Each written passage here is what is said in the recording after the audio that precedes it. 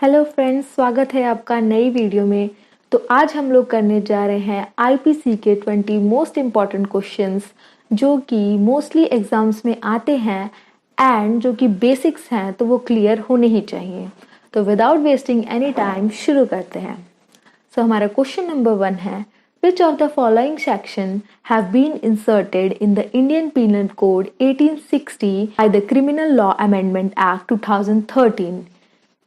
Option A, Section 376A, Option B, Section 376B, Section 166A, 166B, 354C या फिर option D all of the above. तो इसका correct answer होगा option D all of the above and ये amendment पास हुई थी 21 मार्च 2013। Question number 2. According to the Criminal Law Amendment Act 2013, the right of private defense of the body extends to the voluntarily causing death or of any other harm to the assistance if the offense which occasions the exercise of the right of the act of। तो इसमें सबसे पहले तो मैं question बताना चाहूंगी क्या कह रहा है। ये क्वेश्चन बेसिकली कह रहा है कि क्रिमिनल लॉ अमेंडमेंट एक्ट 2013 के अकॉर्डिंग कौन सा ऑफेंस जब हमारे साथ होता है तो हम अपने बॉडी की प्राइवेट डिफेंस में डेथ कॉज कर सकते हैं या फिर कोई और हार्म कॉज कर सकते हैं। तो इसके ऑप्शन है option 1 stalking, option B voyeurism, option C acid attack, option D all of the above. तो इसका करेक्ट आंसर होगा option C acid attack. Question number 3. House trespass in order to the commission of an offence punishable with imprisonment if the offence is theft is dealt under Section 448 of IPC, Section 449 of IPC, Section 450 of IPC and Section 451 of IPC। इसका correct answer होगा option D section 451 of IPC. Question number 4. Grievous hurt caused whilst committing lurking house trespass or house breaking is dealt under Section 458, Section 459, Section 460 और Section 461। तो इसका correct answer होगा option number B Section 459 of IPC। Question number 5. Enticing or taking away or detaining with a criminal intent a married woman is dealt under Section 497 of IPC, Section 498 of IPC, Section 498A of IPC और Section 500 of IPC। तो इसका correct answer होगा Section 498 of IPC। Question number 6 कहता है punishment of forgery is dealt under Section 464, Section 465, Section 466 और Section 467।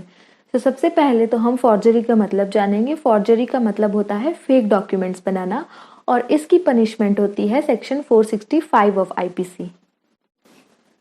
Question number 7. Attempting to commit offences punishable with imprisonment of life or imprisonment and in such attempt doing any act toward the commission of the offence is dealt under Section 510, Section 511, Section 512 और Section 530। तो Section 511 में वो offences आ जाते हैं जिनका punishment imprisonment for life है या फिर इम्प्रिजनमेंट है।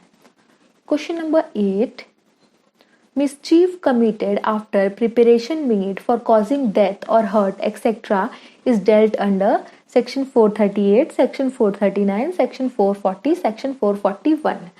तो यहाँ पे बात की गई, यहाँ पे सिर्फ मिसचीफ की बात नहीं कही गई, यहाँ पे बात की गई है कि मिसचीफ के साथ साथ वो डेथ कॉज करने का भी प्लान प्रिपरेशन करके आते हैं।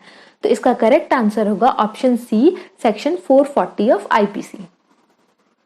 Question number 9. Running vessel ashore with intent to commit theft etc. is dealt under Section 438, Section 439, Section 440 और Section 441। इसका करेक्ट आंसर होगा section 439 of IPC. Question number 10.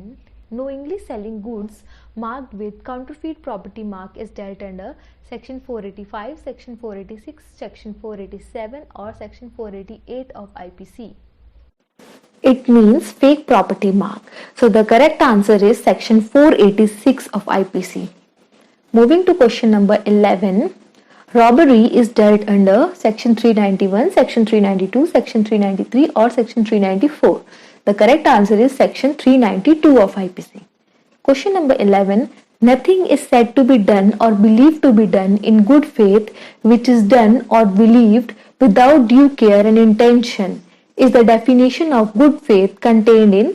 तो इस क्वेश्चन में सिंपली एक डेफिनेशन दी है एंड पूछा है कि जो गुड फेथ है वो किस सेक्शन में आता है। तो इसका ऑप्शन है section 29, section 29A, section 52, section 52A।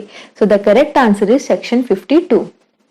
General exceptions are contained in chapter 3, chapter 4, chapter 5 or chapter 6. The correct answer is option B, chapter 4 of IPC. Question number 14.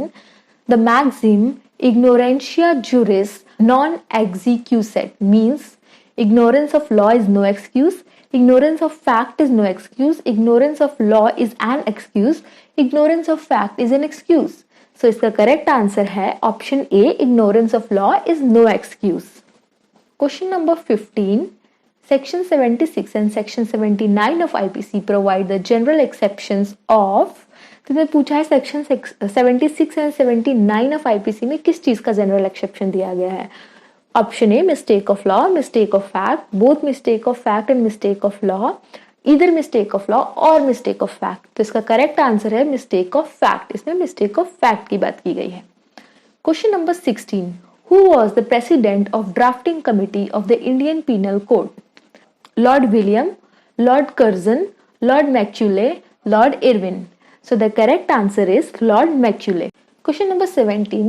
Assault or use of criminal force on a woman with intent to outrage her modesty is dealt under Section 354, Section 355, Section 356, Section 357.